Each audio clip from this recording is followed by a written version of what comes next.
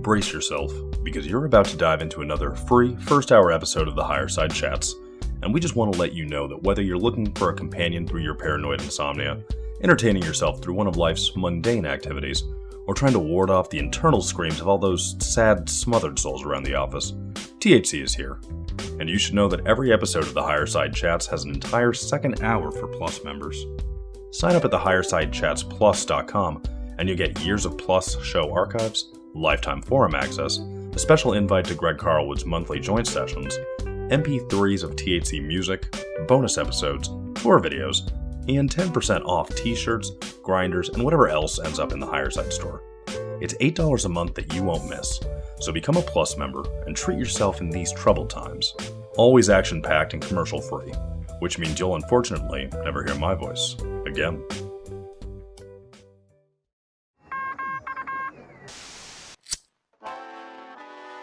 In the 1930s, President Franklin Delano Roosevelt addressed the nation through a series of radio broadcasts known as the Fireside Chats. His aim was to reassure the common man that our society would recover from its troubled times. Well, we're far from 1930, and I deal with a different kind of fire. For a new era of worldly frustration, we offer a fresh conversation. I'm Greg Carlwood, and these are the Higher Side Chats. All right, people, here to help you navigate the rough waters of the vast conspiracy. From sunny San Diego, I'm Greg Carlwood, and I know those waves are choppy out there. The economic and censorship screws are tightening, the chemical and signal-based soups we sit in all day are getting near peak exposure, and the secret cabals behind the curtain have been keeping us in the dark for so long, we almost have no context for the deeper layers of what's really going on or what reality even is. But lucky for us, we've found a few bright minds for our troubled times, like today's returning guest, Clif High. Clif was here almost 2 years ago to the day, and a lot has changed since then. You might remember Clif's claim to fame being his infamous WebBot prediction reports, where through a combination of algorithms and personal analysis, he would comb through the digital landscape for changes in the language we use online to extract some residue from humanity's collective subconscious psychic abilities for what he calls a process of predictive linguistics. I've always considered the WebBot a fun tool in the arsenal of the uninitiated to maybe get a peek at things unseen, as well as just another thing to fold into our outsiders' understanding. But alas, it seems that the internet censorship crackdown has thrown a major wrench in the WebBot project, and it seems that it may have even run its course. Clif has also recently produced a series called Tales from the Cancer Ward, which sadly is fairly self-explanatory, but also provides a prominent public figure of the woo-woo world an opportunity to talk about the alternative protocols we hear about and test their effectiveness, and from what I've seen, they seem very effective indeed. So let's get into it. The cancer-fighting WebBot wizard of the woo-woo world, Uncle Clif, welcome back to the Higher Side. Hey, thanks, guy. Thanks. I had to mute myself. I was just laughing so hard. I appreciate that. And man, this is a real pleasure. Thanks for doing it. It seems like you've bounced back quite well from your cancer encounter, and that's a beautiful thing. But I wanted to start. Hang on a second. Let's guard our language a bit because it's not a bounce.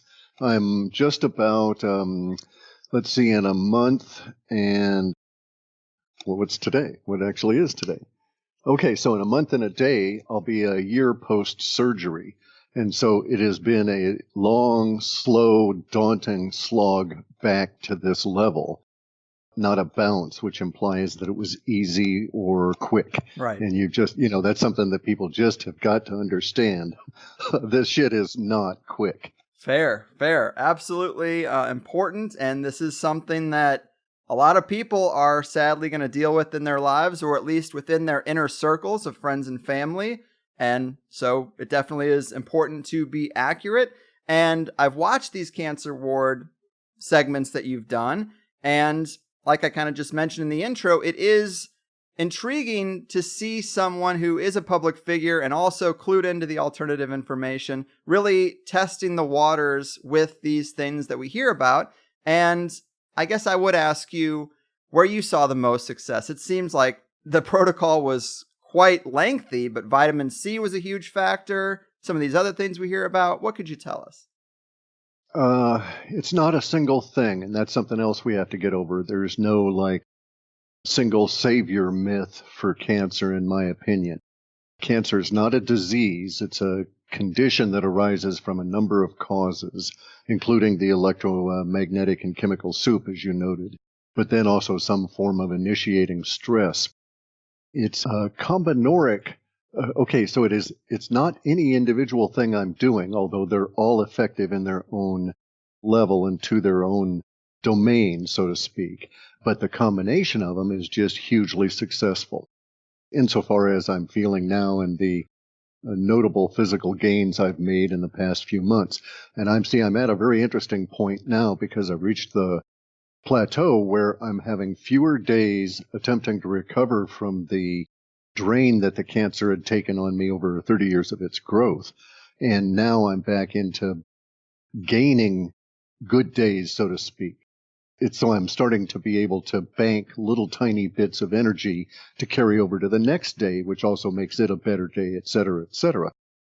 And this is growing to a very noticeable stage now because I've reached a turning point, but that turning point was not an individual day or anything. It was probably a course of maybe 3 or 4 months. That sort of makes sense? Yes, it does. And so you did have a surgery, which is an important thing to note because some people completely try to avoid any conventional techniques, which are surgery and chemotherapy, but you did have a surgery. I had a surgery because I was going to die that day had I not. Okay, I had a mass in my colon that was 2.5 inches by 2.5 inches by 1.25 inches thick. And so it had caused intestinal blockage that had been draining me for months, and I'd been undiagnosed for years. So I had lost 30 pounds, 35 pounds, was, suffering all kinds of ill effects. And if I had not had that surgery, I would have died that day, probably an hour or two after calling the medics if we hadn't gotten it that quick. Wow. So see, it was very last stage in that sense, but it was not stage 4 cancer. The reason it was not, in my opinion, was that for all of the years of being undiagnosed by the allopaths, the allopathic medicine, the regular doctors and so forth, had just totally missed the fact that I had a cancer or ignored warning signs, even though I reported it to, gastroenterologists. I reported classic cancer symptoms for better part of 4 years, and yet there was never a diagnosis that, oh, geez, maybe we should check you for cancer. In any event, though, so I go on the 13th of July, Friday the 13th, my lucky day, on a 40-mile, excruciatingly painful, conscious ride to a local hospital in an emergency condition, having made my peace with everything, because I did not expect to recover at all. Went through the whole process and did recover, and then I realized how easy it would have been to die, how much easier it would have been to die, because the building myself back up, overcoming the constant barrage of the cancer industry, and as I say, recovering my body mass and my key energy and all of these sorts of things, was very grueling those first few months. That's when there was the potential for all kinds of relapses. But the reason, as I say, that I didn't go into like stage 4 with the cancer, that there was no penetration of the cancer into any of my lymph nodes whatsoever, may have to do with one of two things, or either of two things, or a combination of both. One thing is that I have schizophrenic genes, and people with schizophrenic genes, it's rare for them to die from cancer. It's just one of the things that your system seems to protect you from the death of cancer, although it would have killed me by having destroyed my blood vessels, basically, and obstructed a bowel. But in any event, though, another thing was that for years, because I was undiagnosed, I was trying all different kinds of alternative things and had settled on a really fairly intense vitamin regimen, as well as taking C60. And those things over the course of the last 5 years may have prevented that cancer from being able to go to stage 4, and it simply grew and grew and grew as opposed to metastasizing. Since that was the case and it was removed, I've had to deal with the loss of all different kinds of systems. So I lost muscle mass. I lost, as I say, 30 plus pounds.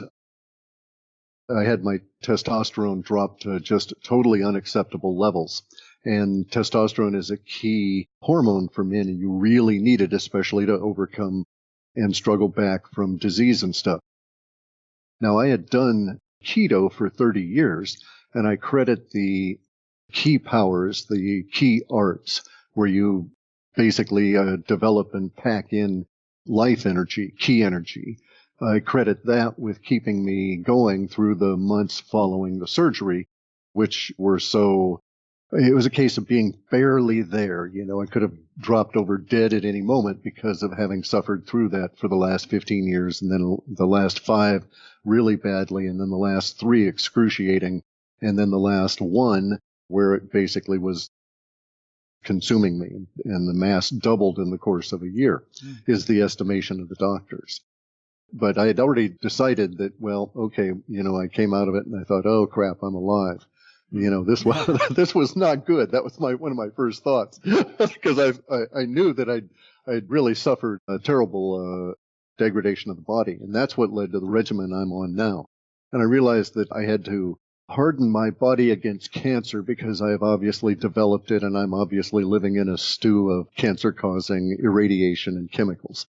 And so the only sane and practical thing to do is to take those steps that would make the body far less likely of succumbing to cancer and also much more prone to fight it. And so I decided to plump up my cellular structure, and thus the vitamin C at what a lot of people consider to be extraordinary levels, but it really isn't. I take 4 grams a day mainly in order to be able to absorb at least 2,400 grams a day. So it's not like I'm taking 10,000 or anything like that, but my intercellular mass or intercellular cement is ever so much better now, and so can resist cancer trying to adhere to any given area to, basically feed off the body. And then I'm doing other things in order to provide immunosystem boosts, such that I'm taking a prophylactic immunotherapy approach to this. So it's a combination of orthomolecular medicine, immunotherapy in the form of this stuff called GC-MAF, which is glycoprotein macrophage activating factor. And that activates killer cells in your body to go and destroy any cancer cells that they find.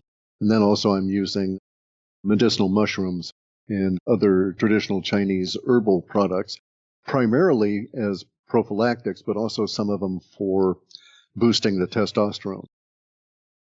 Something that people fail to grasp is the critical nature of hormones in their system at any given time.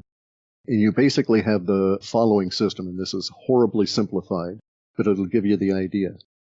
Your liver produces cholesterol, for instance, right? And beyond the cholesterol, it also produces hormones. Some of those hormones use cholesterol to be produced. Others don't. But the hormone tree from the liver onward can branch. And it can branch into your ordinary good hormones like human growth hormone and testosterone and estrogen, etc. Or it can branch into the cortisol side.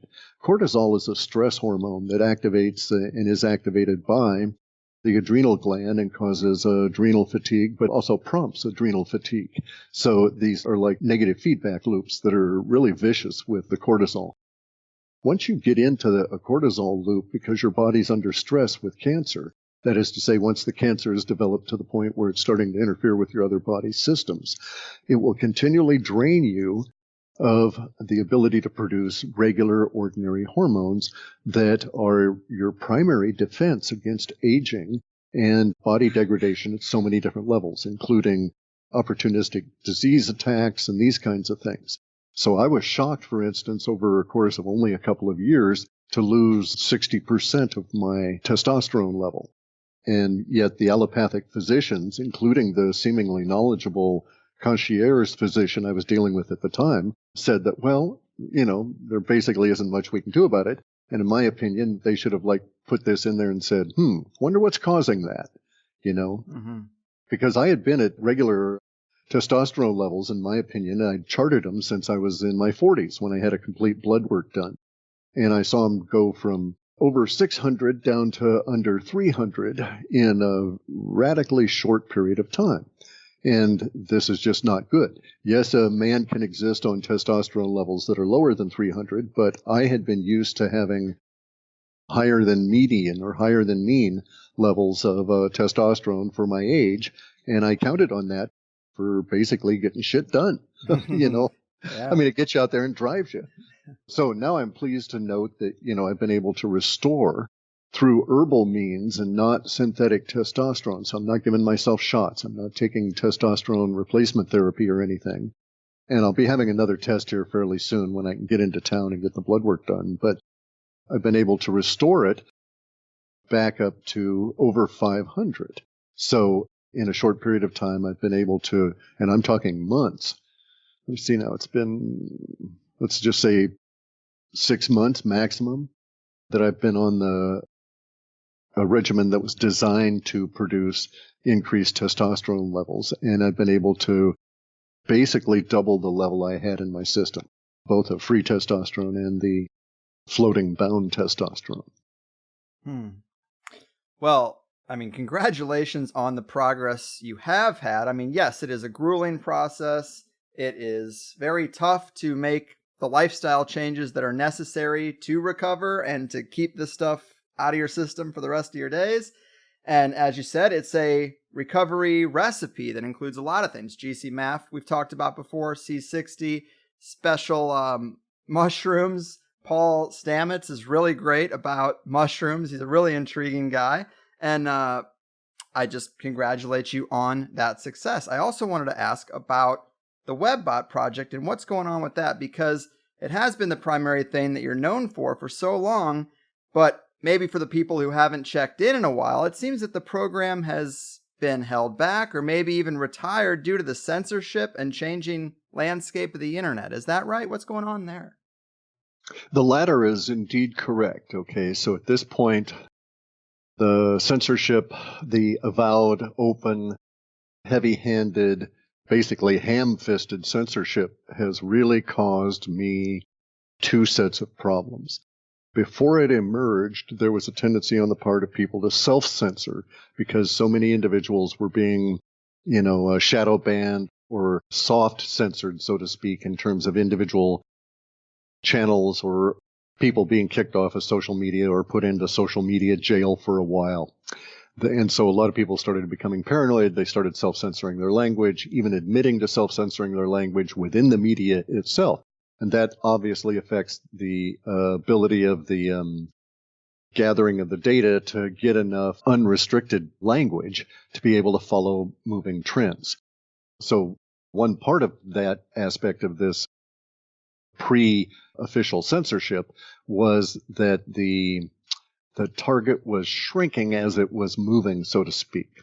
And that because the self-censorship was even openly discussed among others, it rippled out a great degree, and it forced lots of people into really weird, from my perspective, very strange linguistic cul-de-sacs or thinking or prisons, however you want to describe it. But here's an example. So you've got a guy that runs a YouTube channel. Now, I didn't do much with YouTube in terms of I never did any text-to-speech in order to get the linguistics there, but I recognized a number of years ago I would have to move in that direction because YouTube is a major outlet for linguistics, and the spoken word is now as powerful as the written word, if not more so. And so I was going to gradually move into doing text-to-speech. But it's fraught with peril because you to get original untainted speech, you've got to be sure that your text-to-speech engine is getting a known level of accuracy, and then you have to factor in the inaccuracy. So if it routinely mistranslates 11% of the words, you've got to know which words it's going to mistranslate most often in order to kick them out of my kind of processing. So it becomes very tedious. And I had yet to move that way. However, on YouTube, you see people saying, well, they're actually reading an article as part of their news presentation, YouTube channel, for instance, and they show you the article, and you can see that the article has certain words in it, and then they do not use those words because they're afraid that the YouTube algorithm will pick them up saying those words and decide that they're expressing those words positively and kick their channel off, when in fact they were making an anti-those words comments, if that makes sense, right? So they were against the subject, but they dare not even use the language of the domain of the subject. So it's like it's as though we were talking about Arduinos, okay? Arduinos are these little computers that kids can learn to program with, or you can use. They're really cool. I like them. I've got a number of them, and I'm messing about with them. You can use them to control other devices and things. But, they're very desperately anti-Arduino. They don't like Arduino. They don't want to even discuss the Arduinos, but they need to discuss the subject of the fact that Arduino is now in the news. And they dare not use the word Arduino for fear of triggering it, because it's a word that's been repressed in the social media. So you see how bizarre it is from my perspective. It is as though the language is now corralled. It has to exist within certain extremely limited domains, which does not do me any good. The nature of prescient language is that your psychic nature that has to leak out one way or another will leak out in your language. But if your language has to go through a conscious filter continuously because your social presence depends on it, then those leaks are going to get filtered out. Mm-hmm. Because frequently they were in inappropriate and extreme uses of language for the domains. Right. I think that makes a lot of sense. If your bot is analyzing thought patterns or just natural psychic ability that comes out through our language, a lot of magic stuff, from what I understand, is best when it's subconscious. So if you are constantly thinking about what you're saying, you're going to screw up your own psychic ability, which is manifesting on the internet and then being read by your web bot. So I get that this is a real problem for your protocol. And I also wanted to ask you about this, because some of the big predictions that have gotten a lot of blowback seem to be around Bitcoin and cryptos. It seems like through most of 2018, the story was that 2019 was going to be a huge year for Bitcoin and that kind of stuff. I know my pops is really paying a lot of attention to what you say, because he bought Bitcoin when it was in the hundreds, and now he's hoping that he can pop that champagne in his retirement. He's a little bit over. He just turned 70. So this is going to be a crucial factor in the last decade of his life. But some of those prediction models were throwing out numbers like 13,888, numbers far above that. What is the latest when it comes to crypto markets, and maybe not just the value, but even this transition of the economy from fiat to the blockchain? I mean, is this still something you're bullish about? Oh, certainly. Okay, so we're at a very interesting time because of the real work that's being done and the lack of sensationalistic, speculative verbiage in multiple media sources. So we don't have the excitement levels that we had before, but we've got far more actual progress than we had in 2017 and 18. So the situation we had as we crossed into 2018 with the large run-up and then the subsequent crash replicates what happened when Bitcoin was basically out of the gate in Mt. Gox in 2013 and crashed from 1,100 down to 100 and something. I think it was like maybe 130 on some exchanges. Now we've got a very interesting situation arising. The reason that this is arising is because a lot of crypto companies are failing.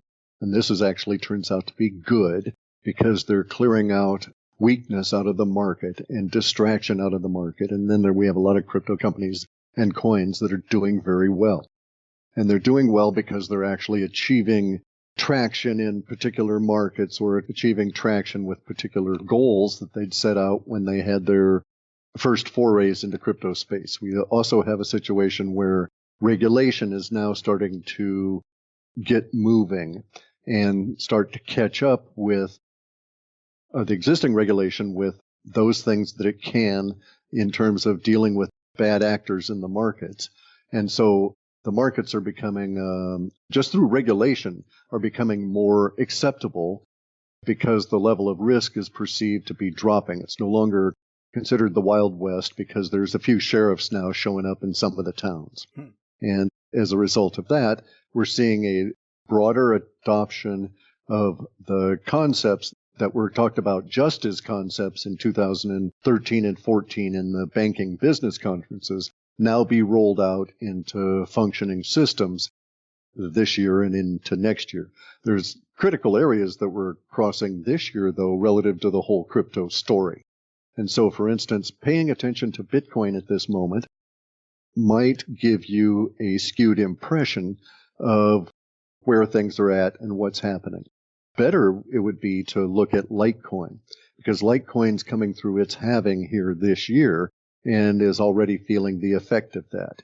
And this will become more magnified as we get close to the halving, and then for the 30 or 40 days following it.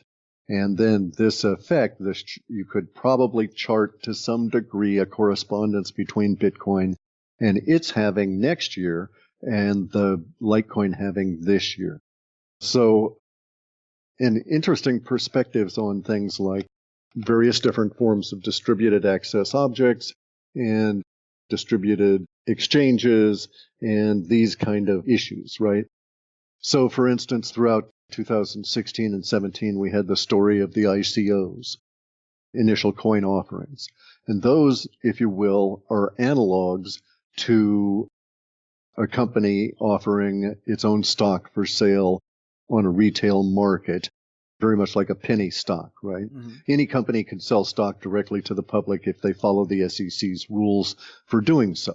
And they need not have an initial public offering involve itself with any financial structure whatsoever. Although you note that many of them do, because the market is not without its peril. So now, today we have initial exchange offerings where companies that are bringing cryptos into the market for one reason or another go through and have an exchange offer these. Now, this is an entirely, at one level, it's a sort of a meaningless abstraction as to whether the company issues the coins or an exchange does.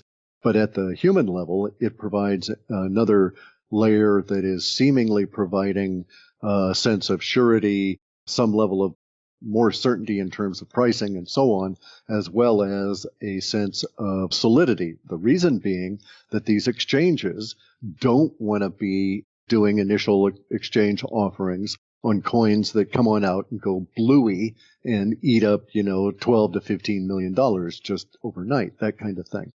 So they're only going to, theoretically, they're going to be vetting those coins and stuff that they actually offer. Now, this whole concept is fraught with peril because you could have bad actors even within exchanges, and you're just assuming that the exchange has a long-term business model, which tends to favor them being more honest than a short-term business model, which is let's do this for a couple of years, rake in 300 million, and say bye-bye suckers. So, if you looked at it, the same operation in either perspective yields different results. But we're at this interesting stage here because you see that we've got inter-country sovereign settlements of oil debt with cryptos. So my predictions that came out of the bots really before Bitcoin took off in 2014 have been shown to be accurate. Indeed, Bitcoin is scaled to that level and will scale even more so as we go forward. We now have countries that are reacting to the profit that can be made again in mining and are demanding that these miners pay actual costs for mining since they're so becoming so successful in their area that they can afford to pay their actual electricity cost. This is like in Pakistan, Bangladesh, and a few other countries where subsidized electricity has made a lot of people very wealthy Bitcoin and other miners. I mean, anywhere you want to look in the crypto space, it's becoming more and more part of the emerging sci-fi economy, although you're not going to see a whole lot of it in the public mainstream media. You'll see more in alternative media. But a curious factor of getting back to the censorship is that the death of I wrote a blog on my website that I called The Death of Predictive Linguistics. And in there, I note the conditions and why predictive linguistics has been so impacted by the censorship. But there's a few things that really need to be understood. It's not just my system that's impacted by this. Everyone else that depends on a linguistically, in terms of, that's running algos, running various different forms of web scraping or web spiders and getting information that way is also going to run into this. So you've got a lot of companies that do forecasting for stock market. Basically, they were doing the same thing that I was, which was trying to do sentiment, human sentiment trending around linguistics. And so these guys are snockered too. Isn't going to happen because we've all been so constrained. And as certain adjectives become pejoratives based on the mainstream media, you get into this curious thing where the mainstream media's ideological possession is now basically forbidding them from talking about cryptocurrencies. And it's doing so not because of the cryptocurrencies or the financials or anything like that, but because of an ideology that says that cryptocurrencies are not something that progressives mess about in. It's something that only conservatives and the alt-right deal in. And so because it's considered to be, like, I don't know how they consider it. I mean, it's just mind-numbing to me that this is actually the case. But they are censoring articles about cryptocurrencies or using articles in cryptocurrencies in an extremely negative fashion in the mainstream media with very few exceptions. And the reason has far less to do with the state of the financial world than it does to the state of the political world. Well, I think that's a great analysis. They're definitely kind of keeping that conversation to alternative media, but then you also have kind of this hush-hush situation where the royal family's released a crypto coin, Facebook's releasing one, Wells Fargo, JP Morgan Chase. I mean, they're doing things in this space that they maybe aren't quite talking about publicly on the mainstream networks yet. And it definitely seems as if we're being onboarded to digital everything, economy included. And I guess my attitude is I can't stop what the big machine has planned, but if I can make some money during the transition, then so be it. But in previous talks and videos, you talk about this move to crypto and the blockchain economics as a good thing for us. But what concerns me is that even though the fiat system is completely corrupt, cash offers a lot more freedom from the watchful eye of the surveillance state. And if we go the way of the social credit system and move away from a cashless society, people who upset the apple cart like us, we maybe could just have our accounts shut off. Does this sort of stuff concern you about the future at all? It's too late. It's too late. There is no such thing as a cash economy within the dollar realm, okay? Right now, I think, and you'll have to go fact check me on the statistics, but I think there's something like, okay, the last figure I saw was $100 bills and under printed, available to be used. There's less than 1/3 of 1% of such dollars in our current system. Now, we're already entirely in a digital system. So you have to understand exactly what's going on here. If you thought you were going to use cash to disappear and be able to exist in off the grid, like in some kind of a John Wick kind of a movie, right? You're going to be very rudely awakened because the system is now able to concentrate its observational power on cash only or cash majority operations to see who's doing what. They don't do it the same way, but it's very easy to track because it's such a small part of our total transactions, and the rest of the transactions are entirely automated. There are far better ways to disappear from the grid than to try dealing with things in a cash system, and there just is not that much cash. Right now, everything's digital. If the banking system goes down, 98% of all of the presumed wealth goes away the minute that it can't come back up again. So we wouldn't have a cash system. And the gold or silver as a means of exchange just is ludicrous anymore. It just is not going to happen that there's going to be any kind of a return to such a system with our current populations. So absent a gigantic die-off in the population that reached, the level of, say, it'd have to be double the Black Death in order to make a significant impact. So we'd have to have 2 out of every 3 people die on the planet in order for systems to collapse enough, but also civilization to remain large enough to require the large amounts of wealth be able to be transferred, and then we would go back to something like gold. But failing that, we won't. So the thing to do, the smart human these days, in my opinion, should become as immersed in the underpinnings of the technological system as they are able to grasp, and then force themselves beyond that comfort zone and dig deeper into it. Because the more you understand about the system, the more you will realize its vulnerabilities, and those vulnerabilities also will present to you legal, legitimate opportunities, such as buying Bitcoin like your father did when it's cheap in anticipation of its emergence into a major global force, which is indeed happening. Well, I think that's well said, because it's kind of equivalent to the dot-com boom. It's like, yes, it did turn into largely a data-driven digital dystopia surveillance state.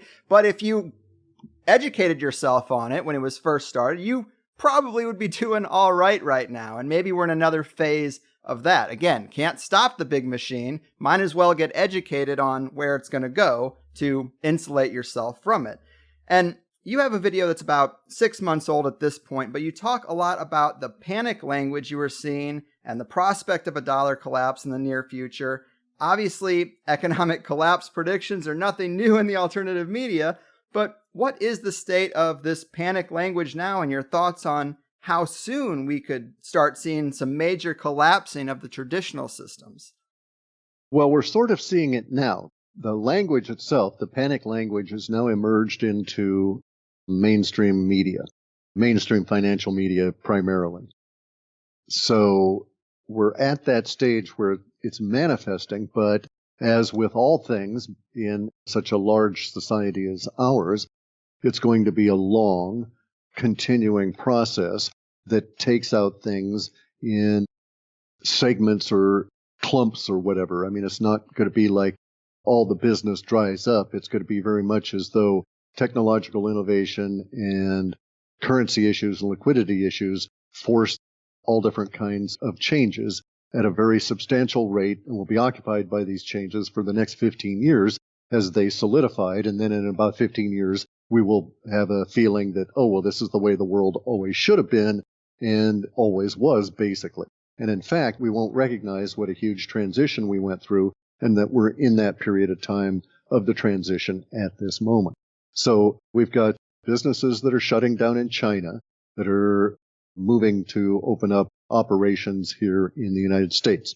As a result of these kind of moves, a forecast that I made way back from the data, probably 2005 or something, about retail mall space being converted to industrial operations is now happening. We've got places like Amazon even is buying old malls and converting them to Amazon warehouses. So warehousing, as I pointed out in 2005, 6, and 7, was going to be a major industry to be in once things turned, and we're at that point now.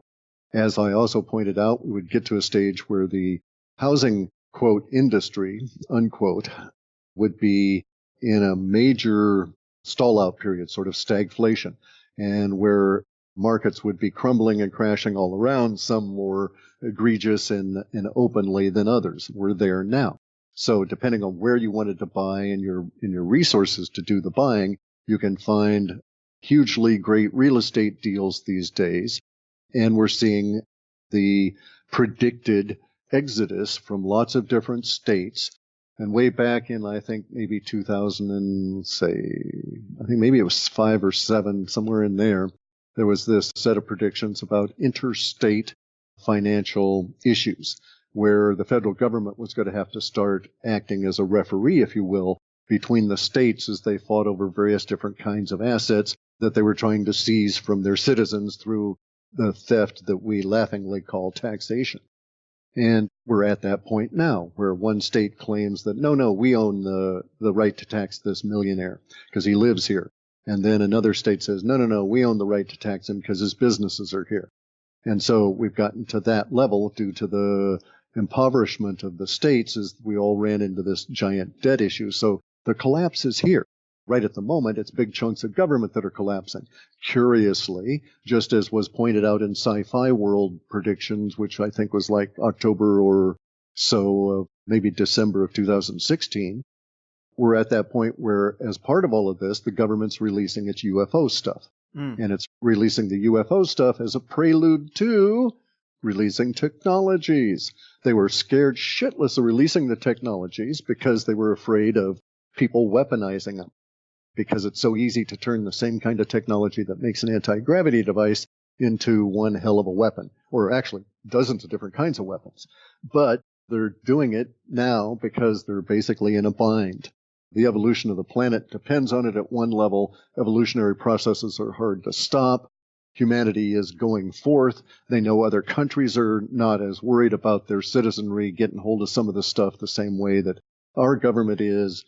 And there's some kind of an increased pressure from the UFOs, from the, let's just say, alien problem that is pushing government to act now. And I think that the acting now is part of a plan that's been in the works for a number of years, that is to say, has been on the shelf, and they're rolling it out, and that they're rolling it out as a result of being prompted by some kind of interaction between government and aliens. So basically, they've got to do it now because they know some shit's coming down the road, and that'll get us all whipped up if we're not somewhat prepped for it. Mm.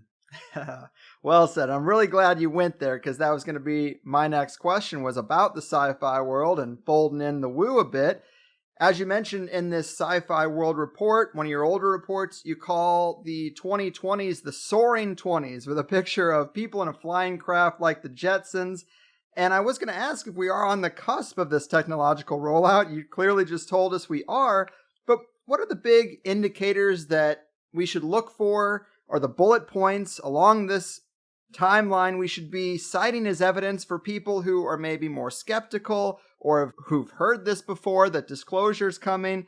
I mean, this is a kind of very controlled and maybe deceptive disclosure, but what would we say to make the case that it is happening? Well, the thing is, disclosure's been happening since the first reports of flying discs around Mount Rainier in 1946, I think it was, by pilots, right? Then we had the crash in 47. We've been seeing disclosure all around us. My entire life has been lived in that disclosure creeping into the technology in which I now operate and surround myself, which also is responsible for the electromagnetic radiation that probably contributes to the cancer that I had as well as everybody else's. And so we've all been immersed in it all of our lives. The bubbleheads that are out there saying, oh, Obama or Trump is going to come on out and pat a little alien on the head and shake his hand and all that kind of stuff, are exactly that. They're bubbleheads. They're part of the wow crowd that want to live on the edge of what they think of as discovery or disclosure. But really all they're doing is responding to dopamine in their brain that creates this shock of the new effect, okay?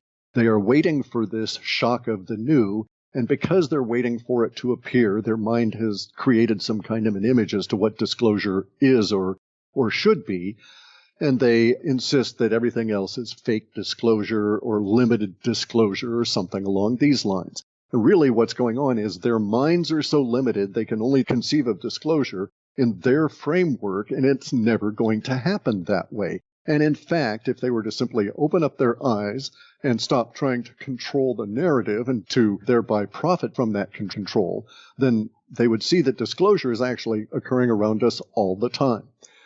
And it's falling out of the government in all different directions as the technology is creeping on out. And that's the thing about disclosure. Basically, if, for instance, the government came out and said, hey, here's an alien, everybody look at him on TV, and, we'll even, an anal probe the alien here on TV, and he'll scream, and you can tell he's an alien. And then they just say, and he's here in Washington, D.C., and anybody that wanted to come and talk to him can talk to him. And if they just did that, but it had no other impact on our lives, the impact of disclosure would be, who cares, right? Mm-hmm. Pokemon is more interesting than a little gray alien that sits there and basically is some kind of an organo robot.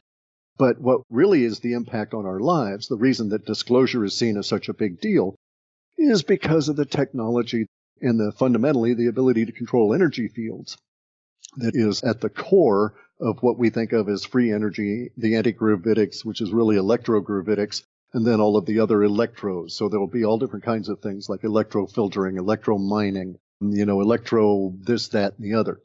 And it's all because we'll really start learning how to control electricity in ways we hadn't even considered. Bear in mind that when the Roswell crash, or those crashes of space alien vessels in the summer of 1947 occurred, we were still in the process of electrifying the continent on which we live. It had not been fully accomplished at that stage. So all of our citizens didn't even have access to electricity. And the electricity that we had was the crudest form of control that you can possibly achieve and still spread this stuff around. So we were basically, in a sense, an electromagnetic sense, we were akin to cavemen gathering around fire. They had achieved fire and they could cook their food with it, but they had no real concept of, how to avoid its dangers of, monoxide poisoning and all of this kind of thing. So we were at that level of our dealing with electricity. And now look at us. we have the ability to control some electromagnetic fields to such a degree that we're actually able to inadvertently engineer systems that are going to kill us all, such as the 5G radiation, right? We'll give everybody cancer that exists in that stuff. And the electromagnetic radiation from 4G is, in my way of thinking, one of the primary reasons that 9 out of 10 dogs are going to die of cancer now. And we're approaching that very rapidly. Some vets are saying that we've already passed 50% of all the dogs and cats in their care dying of cancers. And, they live in an electromagnetic stew like us, but something that is interesting here is that dogs and cats and horses and these other animals that are suffering so much from the electromagnetic effects of 4G radiation have something we don't have. They have a lot more chromosomes. So dogs, for instance, have 39 pairs, whereas we only have 23. So it may be that the shortness of our chromosome levels has in some way provided us some level of protection to this stage. But now 5G is rolling out at submillimeter bandwidth, and this is going to be able to penetrate even down into our DNA levels. And so basically we're screwed. We're engineering our own extinction with the 5G stuff. I'm very optimistic about things, and because of the technological leaps that we're going to take here, I'm really anticipating that the forecast that 5G will be a flash in the pan that will instantly discard for better technology will actually emerge. So the data sets that had provided some of these long-term forecasts back through 2010 onward, up through into 2014, those very large long-term data sets then seemed to be very, very accurate. And it was within those larger data sets that we got the idea that 5G would be a real big problem, all kinds of people raising hell about it, and then it would disappear in the course of just a couple of years because it would be replaced by, wouldn't even really be truly rolled out, and would be replaced by some superior technology that would leapfrog it so far at such low cost that no point even dealing with 5G. And I think we're almost there with some of the quantum entangled particle teleportation experiments and these kinds of things going on, because then you don't need carrier waves. Okay, and so instantly, if we had this happen, say that we had a little chip that could work off of quantum entangled carbon particles, and our best guess at the moment is the carbon C60 could be broken up and each molecule could be, or each atom would instantly be entangled with the other 59 atoms. And then you could take one from those and entangle it with another 59 and into another C60, and then all of them combined would be so entangled and so on. And so there would be no need to have a carrier wave. And so you'd put one carbon atom in your phone and one would be in everybody else's phone, and they would all be basically tuned to the same entanglement, for lack of a better word, frequency. The pulse really is what it is. And then you wouldn't need the radio wave to carry information to you. It would be done through that entangled particle. And it would be instantly available anywhere on the planet without the need for any kind of a tower anywhere of any kind. And so we wouldn't have radio frequency for cell phones. We would just use this entanglement thing. And I think it could be swapped over to where our production would go fairly rapidly. And we might see that, maybe it would happen in 2020. And so prior to 2020, a great shift takes place, and we suddenly swap over to entangled particle communications at all levels, for televisions, for internet, for telephones, for anything you can think of. And at that point, then, the previous technology would die to the point where we would have an industry, as was forecast in those long-term data sets, of people that would be taking down the cell towers, that would be demolishing all of the old industry and putting it back to use as resources because it had been superseded. So I'm not really worried about 5G, but I don't want any of it around me because this stuff is basically really deadly. Yes, but it seems like your overall forecast is pretty optimistic. I've also heard you talk about 5G in the context of DNA scanning, and we've heard from many previous guests that we have hybrids among us. There is some type of, as you mentioned earlier, alien problem. And I did think it was pretty mind-blowing and creative to think about this technology as a sort of hybrid detection system. Do you think that's part of the reason for this rollout? Is that still in the cards? Okay, that's my thinking about the 5G full backscatter radiation devices that TSA runs at the airport. I don't even know if they still do it. I haven't flown in so long. Mm-hmm. But those backscatter radiation devices with 5G, in my opinion, are there to only or primarily to find deviant DNA, non-human DNA. And any other effect from them is basically ancillary other than the production of profit. Okay, so some company made a lot of money, but they're really not all that effective for finding stuff, right? And there's a lot of ways to get stuff through those scanners, even though they theoretically see everything. And so they're extremely expensive, very tedious to operate, very dangerous to operate. They have a high insurance liability for the operators because of the cancers that they cause for the people that turn the switches on and off and stand near them when the capacitors release the charge and get everything fired up and so on. So the operational costs and the industry level liabilities would say that a company would be foolish to ever do this without A, government guarantees of no suits by employees for cancers or something along those lines, and some kind of a guaranteed profit off of them. So I'm thinking that, well, the government did do that. So the reason it did that was not to promote a scanning industry, because once the airports and TSA was covered, you don't see that these scanners are being put in every grocery store or anything like that, right? And so the reason that they were stuck only in airports makes sense relative to the mobility of our population and hunting for hybrids and non-human DNA. I think that is indeed a primary reason for it. Now, you can also do that same effect. You can also get that same kind of information if you had your receivers that were mobile. And see, in the airport system, it's the people going through it that are mobile, and the receiver and the radiation systems are stationary. But you can achieve the same effect with mobile people and stationary emitters of the radiation and mobile receivers. You could just drive around with a receiver, for instance, a receiving plate. You could even put it on a truck, on a panel truck, and probably wouldn't even know it was there. Make it look like a billboard or advertising or something. And just drive around, and it would scan people on the street based on how the 5G was bouncing off of them and be able to tell you whether or not that DNA was hybrid, whether or not that was a space alien hybrid, basically. So you could do it that way, and it actually would be very much more cost effective. So that would be the only way that you could make the 5G work at that level for the government or for whoever's trying to track the aliens. I'm assuming that there was someone trying to track them through the airports, that it was mildly successful up to a certain point, and then the targeted individuals just stopped going through airports for their travel. Mm-hmm. And so this caused the drop-off in the number of reported instances that they were then able to track.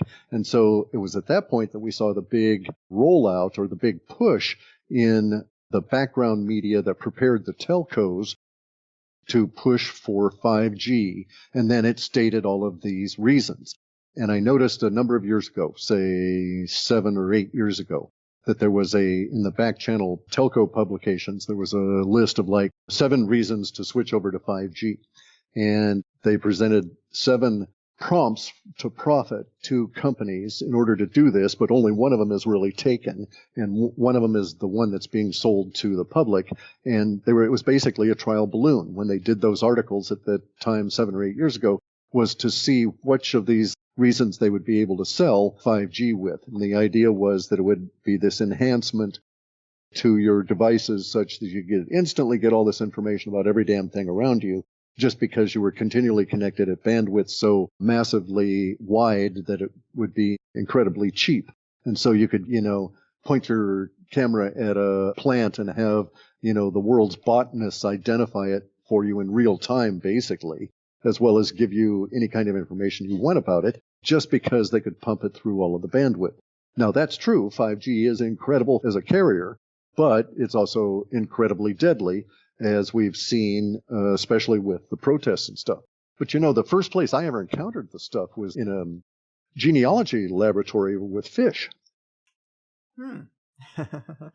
That's interesting. Yeah, I was doing some work for the Washington State Fisheries, and they had contacts with people up at the U of W and on one of these field trips up there where I was doing software.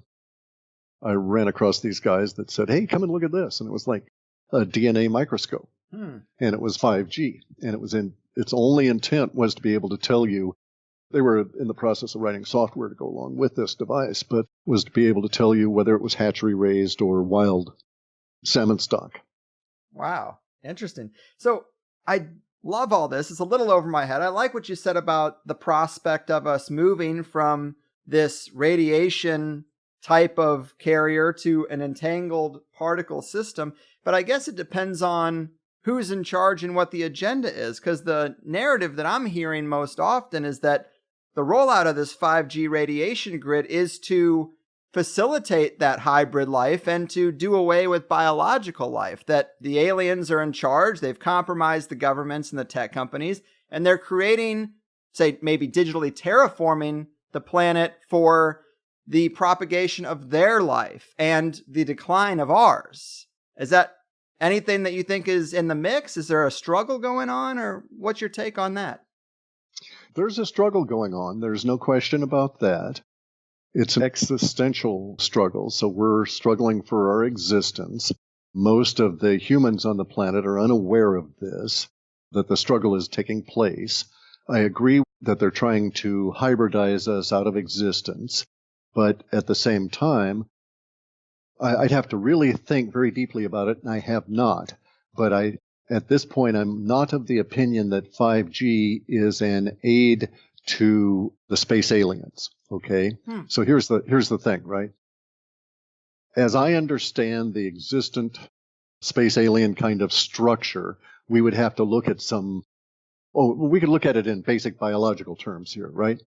If, for instance, the top dog space alien was an insect, they probably don't give a rat's ass about 5G because insects in the main are impervious to electromagnetic radiation. You know, cockroaches would survive nuclear blasts as long as they're not crushed by something falling on them. So insects in the main are not sensitive to it. However, if we had the idea that the insects were behind, or anybody was behind, a breeding program of hybridization involving the implantation of other DNA within the human genome, then a couple of things occur.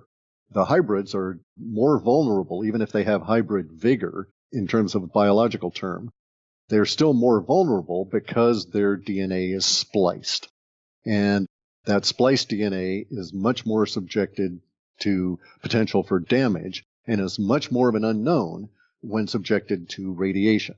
And so it would be unwise for any space alien running such a breeding program with human DNA being known to respond to radiation in the form of creating cancers within that body. And so you're going to make hybrids that you want to replace humans. You're going to splice in human DNA, which you cannot avoid bringing in our ability to create, or our capacity to create cancers from over radiation exposure. And anything you add to us is not going to necessarily reduce that. It's just going to compound it and make it a little bit more problematic. So if we assume that what we see around us is actually evidence and we can make some conclusions, then we have to say that whoever engineered us as humans way the hell back in multiple millions of years ago didn't do it one-off. There were lots of other hominids, lots of other, not Homo sapiens, but other Neanderthals, Zinjanthropus, dozens of different kinds of humans. So our kind, Homo sapiens sapiens, is the result of natural selection among many different kinds of humans that were created. So whoever did all that creation wasn't all that good that they would know in advance which one of these is going to survive. And so nature at some level intrudes in there and cooperates or is unharmonious to your reaction, to your goal, and your creatures die off because they're not able to compete with the other forces within nature. So under the circumstances, it doesn't strike me as a sound thing or a logical progression of thought to assume that the 5G is being run by the aliens for their benefit, because it certainly wouldn't do their hybrids any good. And because it's very definitely not doing us humans any good. And we can assume that their hybrid, maybe they would try to kill off the humans with the 5G radiation and hope that some of their hybrids survive the process. But that's not a very good, effective, conquering kind of a strategy. But on the other hand, we can say in a very short way, and it all makes sense, military discovers a hybrid infestation. Military ponders, what to do? Military says, oh, look, we can see hybrids using this radiation. Would military use that to try and see hybrids, even at some cost to the civilian population? Sure, they'd do that. They would say, oh, okay, so we know that 5G is going to cause cancer rates to escalate and an additional 12% of the population will die off over the first 10 years. That's acceptable. We can take those losses, blah, blah, blah, blah, blah. I know the military mindset because the goal is what's important, not the individual under those circumstances. And to a certain extent, I would have to agree with them. If the goal is for this human form to avoid extinction, I would say that we could afford to take some pretty substantial casualties in order to keep the population and the civilization alive and functioning against space alien invasion. Mm-hmm. Yeah, these kinds of conversations require a lot of nuance and details because I've looked at some comments on previous talks you've done about 5G, and maybe it wasn't emphasized how deadly it is, and instead people focus on this idea that it's somehow for the benefit of humanity, and they latch onto that and they just get real angry. But maybe there is something here that, yes, it is deadly, but the military doesn't care about massive casualty loss if they achieve their goal. And if there is a hybrid infestation and that is the goal to weed it out, yeah, I'm with you. They'll accept a lot of death to get that done, but I'm just not so sure. I have no idea. I have no context, really. I'm on the outside here, but I've heard a lot of speculation that there is a real cozy relationship between the U.S. government and these beings, and they've exchanged technology for abduction. Is that not the case? Right. Okay, and see, that may very well be the case. However, we have to understand how limiting language is on our own mind, all right? Mm-hmm. And you're a very smart, educated fellow that understands language and nuance, and yet you fall into the same kind of trap that all kinds of us do, that all sorts of people do, and that trap is to identify the thing with the language. So I always in my life, I always maintain the thought that Lao Tzu has, which is the Tao that can be named is not the Tao. It's just a word. And so in this case, you say government. Well, okay. So I can think to myself, I've been involved with government. I've worked with government agencies. I was born into the government in the sense of being a military brat and being involved in that structure for the first 17 years of my life. And so I have a concept of what government is, and it is not monolithic. So I would think, sure, maybe somebody did sign some kind of a weird agreement with the space aliens. But does that affect my local state patrol? Mm-hmm. Well, probably not. I don't think my local state patrol is involved with space aliens. What about, the Washington Department of Wildlife and Fisheries? Probably not. Probably not many of those guys involved. And so you could just do this and you understand. You can individuate the whole thing. And so you understand that, yes, there are humans that are undoubtedly involved as collaborators, willingly or not, because we don't know what kind of mind control our enemies can exert over us, all right? And so we have to, I'm assuming, and as somebody who's studied the art of confrontation and contention, I'm assuming that the guys that I'm calling my enemies are not necessarily willing collaborators.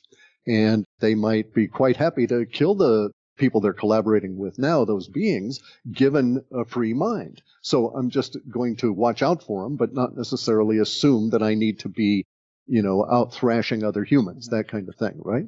But under the circumstances here, government, I think, is a word that it's like a 4-letter word that I want to avoid using, because it doesn't describe the nature of the complex level of regulatory authorities and those force agencies, that is to say, those groups of people that are tasked with and can use deadly force, be it military or law enforcement or whoever.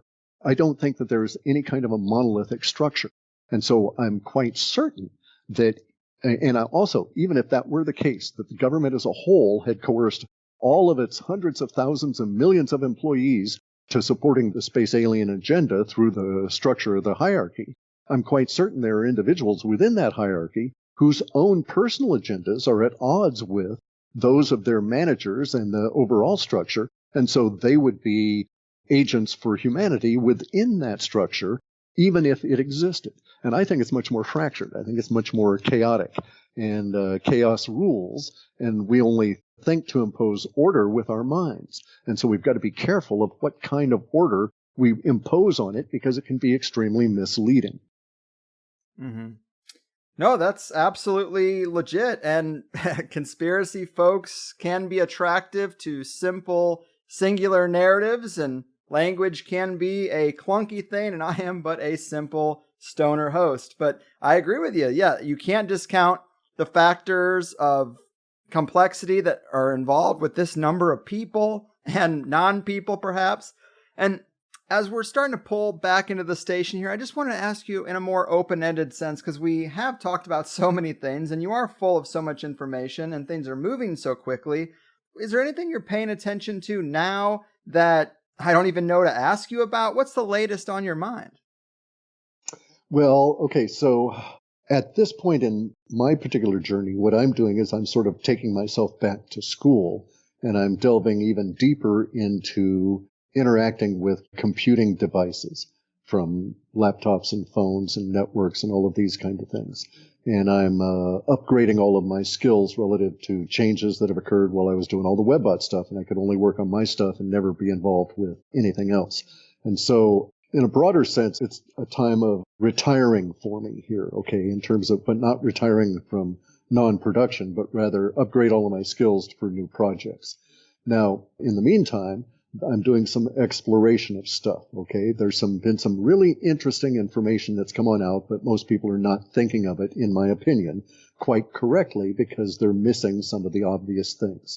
So let's just really summarize this really cool book. So there's this guy, Graham Hancock, and he wrote this book called America Before. And his contention is that America was the seat of our current civilization, not the, quote, old world of Europe and Asia and the Middle East, that America was the seat of the civilization that now emerged around the planet after a giant catastrophe some 13,000 years ago. And that catastrophe struck America and destroyed all of the civilization that was really effective in the Americas, both north and south. It was such a gigantic catastrophe, as well as impacting most of the planet. But most of its physical effects were here. That's why we find the remnants of the ancient civilizations, the old megaliths and stuff, in areas further away from where this disaster hit. The disaster appears to have hit the Laurentian ice sheet, which is over the Gulf of Lawrence, the Great Lakes, the Laurentian River water basin and so forth, that part of North America, vaguely the northeast of the United States up into the eastern part of Canada. And so we can see that the megalithic structures in the far South America, on the other side of the curve of the equator, were mostly spared. But any megalithic structures within the North American continent were really devastated. If they existed at all, they existed as just really hardly visible kind of ruins. Now, this brings up some interesting thoughts, because we now know from road work in California that humans were here in North America 130,000 years ago, gnawing on mastodon bones and coexisting with giant megafauna like big North American lions and these kind of things. So this also brings up other thoughts that, 130,000 years ago, we're gnawing on mammoth bones, but maybe 100,000 years ago, after 30,000 years of development, our presumed level of development, mostly from our inception as a species now. So basically, our mainstream media says our history is about 30,000 years old as hominids, as humans. And so look what we've achieved in 30,000 years. Well, if that were the case, if there were hominids back in America 130,000 years ago, then they had an advanced civilization 100,000 years ago, just having evolved over those 30,000 years. If that was the case, it was destroyed when this catastrophe took place. Except there's a couple of areas where perhaps it didn't get destroyed. And I happen to live in one of them at the moment, which is a particular on the ocean side of the Olympic mountain range. And it was on the ocean side of the Sierra Nevada mountain range in California that they found the evidence of humans being here 130,000 years ago. So if that's the case, you can presume that there will be a few areas, the southwest of the United States, on the other side of the devastation of the Grand Canyon, into Mexico, and along the West Coast Strip, where we might, if we look hard enough and dig deep enough, we might actually be able to find remnants of this ancient technological civilization that was wiped out 13,000 years ago. And so under the circumstances, that's something that's going to be a hobby, an avocation of mine, paddling up the various streams and rivers here, looking for various different landforms and things that could indicate that indeed this was the case. That, if I were to dig over there, for instance, that I might find something. Just like the people with the Bosnian pyramid, they live on the mountain and farm on it. And then one day somebody gets far enough away and says, hey, that thing looks like a pyramid. I wonder what'll happen if I dig in it, And sure enough, there you go, Bob's your uncle. You got a pyramid under your farm. And so maybe that's the condition of the situation around here. It's just something I'm going to do to keep myself going while I'm upgrading all my skills. Yes. Well, hey, I'm glad I asked. That's definitely awesome. It's a good book. I'll let you go, though, Guy. I know that we've run long. Yes, I was going to say, I definitely had a great time. Fascinating as ever. I appreciate your analysis of this weird world we're in. halfpasthuman.com is the website. Anything else we should share promotion-wise? No, I'm not trying to sell anything or make any money or anything. When I've got something new, I'll let people know about it. So something will come out of all of this work with computers. I'm just not sure what at the moment. Right on. A true champion of the people. Well, thanks again. Yeah. And I'm glad you're healthy and everything. Keep doing what you do and take care out there. Thank you very much. I believe in miracles, you sexy thing, you. Uncle Clif in the house. Definitely good to have him back. One funny thing is that we actually recorded this about 24 hours before the big Bitcoin surge this past week, where it went clear past 10,000, up to 13,000, and then back down to 10 again. But still, right on the heels of Cliff saying, just wait a minute, something's going to happen, it actually did. Which, I've said before, I bought Bitcoin when I was still at GameStop, and it was roughly $800 to $1,000 a coin, and I had to justify to pretty much everyone why I would take a $1,100 paycheck that I got for 2 weeks of awful work and buy an $800 digital coin that most people hadn't heard of at the time. So I got to thank guys like Jeff Berwick and some of those early THC guests we had that brought it up. And I feel validated pretty much no matter how it goes, but I'm just going to hold on to this stuff and see how far we can take it. It's money I spent 6 years ago. I don't miss it. I don't need it. I'm on a new thing now. But I would like to see my pops get his Lambo before the end of the story. My overall position on Bitcoin is that it's ultimately a worse economic position on the roadmap to social crediting and complete control. Guess so was the internet, but that worked out okay for me. Things are not just one thing. But I thought it was good at first because the only people talking about it were those libertarian types fixated on getting out from under the thumb of the Federal Reserve. But when you sit with it, you realize we're just being onboarded to another digital system. And back then, I saw it as a rare opportunity to possibly get to 6 figures, 7 figures. I was broke, living on a couch. I needed a long shot because I was in a long shot situation. I felt desperate back then that my job was never going to do it for me. So I had to have a few long shot balls in the air, looking for that Hail Mary to get to a decent life outside the rat race. And now I care a lot less about that particular long shot because I found success with a different one. I just didn't know at the time that it could possibly be a podcast. So Bitcoin was just another ball in the air for me, another seed that I could hope would grow without hurting anybody too. I'm not investing in weapons manufacturers, I'm just holding digital coins, and the cabal is going to do what the cabal does with or without me.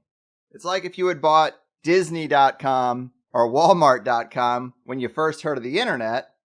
We're just trying to bob and weave and not get crushed. And I do agree with Cliff's point that most of the current fiat system is digital anyway, but even if it's just 1% cash, I promise you that if I put enough energy into it, if you put enough energy into it, we could withdraw enough cash to live fairly incognito. You could buy all your cigarettes and alcohol with cash and completely hide it from a spouse, even if they are the one who manages the bills and stuff. Yes, there's not a ton of cash out there, but there's enough for individuals who want to move unseen to do so. And that does go away with digital ledgers and all incoming and outgoing funds being recorded there. Yeah, the addresses may be anonymous, but if they're known, then all transactions are recorded, and there's just no blind spots that cash would create on a typical bank account. But this show is about a lot more than Bitcoin. We definitely heard some takes and angles that are different from the conventional conspiratorial position. Several times today I had responses along the lines of, well, that's an interesting perspective. And that's because a lot of Clif's takes are fresh and different. The 5G grid, a detection system for non-human DNA? I mean, whoa. But think about that. So they find the hybrids. Then what are they going to do? Get all Nazi Germany about it? I don't know. But even within this conspiracy culture, I don't like to see monotonous, monolithic thinking about these different topics. I prefer something that I hadn't considered before, and I think Clif gives us that. And Clif never said 5G wasn't deadly, only that there might be an end goal beyond just depopulation and making us all sick. That might be a side effect. But we got to get these hybrids, people. And maybe the hybrid program is very ancient. Duncan Lunan definitely thought so. If you remember his take on the Green Children of Wolf Pit story, he thought they came from the stars and that the elite in the area were expecting them. And it was quite far out stuff. To Clif's point, maybe Genghis Khan was just wiping out alien hybrids that were penetrating our population. But even that's a very thorny thing to be suggesting, that the dead in the wake of Genghis Khan are acceptable because they had some other genetics? Yikes. I mean, did you see District 9? Who knows? But on several things, we heard some counterculture opinions today. Some things that go against the conspiracy narratives out there, especially in the Plus show. And I have no real dog in any fight. I just like to pick the brains of unconventional people that I find to be onto something, let's say, in one way or another. And I know some of the things Clif said are going to piss people off, and I'll have a few "who's Clif working for" comments, primarily on YouTube. But to have a different opinion is not to be somehow an agent of the system. I kind of hate that sort of simple thinking. But I really enjoyed it. Clif is a very interesting guy. And I am interested to see how this one sits with the audience. I did have a few other things I wanted to get to with Clif, but unfortunately, I chose the wrong words a few times, which sent us off in different directions. Definitely my bad. I do wish we could have talked about the sun a little bit more. That grand solar minimum sure seems like it's going to be a pretty big deal. There are a few growing theories out there that every couple thousand years the sun just sheds its outer layer, people die off en masse, and the elite go underground and then come back out to the surface to restart everything, rewrite history, and hide all the knowledge of the last round of history in the Vatican basement. And I'm starting to think that way more and more. But who am I anyway? So good times with Uncle Clif. Got to appreciate his time. Glad he's healthy. If you liked the first free hour that I put out for you, definitely consider signing up to be a Plus member and hear the second hour of this and every show. It's how we get by without any stupid sponsorships or interrupting ad breaks. It's just you and me, and the guest makes three, baby. But I liked this second hour with Clif. In it, we got into how Clif expects to see the stages of the new energy rollout occur, implications for opening up the quantum realm to the masses, why reptilians are overblown, grand solar minimum effects and concerns, also where Clif gets his information when it comes to alien hierarchies and hybridization programs, and we revisited the Antarctica topic and looked for a couple of updates, a little Antarctica news since the last time we talked. A Rolodex of interesting material from a really interesting researcher, and with that, I'm getting out of here. Your move, alien hybrid invaders, cryptocurrency cabals, and captains of the SS censorship. Your fucking move. I won't take it, no I refuse. If it's alright, I'll keep my refuge. I've been scheming of bigger things and have to leave my old life behind. Gotta transfer to the inner earth. I built a box, built a hole, got a neat elevator. Going under, and now you'll find me in the bunker.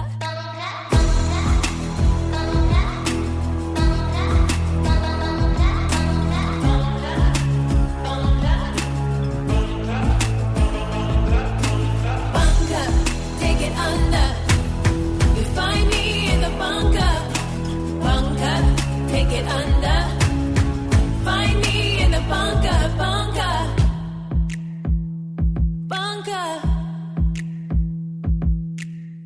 Yeah, they're laughing, alien classics, while they're scheming on the masses. Who do you think they are? Fancy suit and a cigar. Tell you the basics, they print your money. Got the Fed in your head, currency. Now they're smiling. And you're caged me. How this happened? How you don't see? Plunder,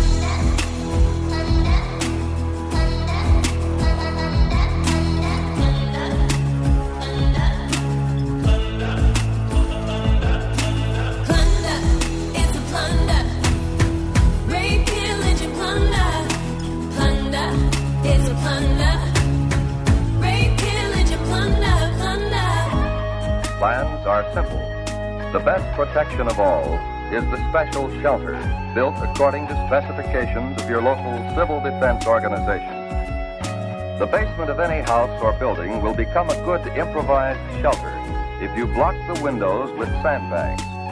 If you don't have sandbags, just what can you do? Bunker, take it under.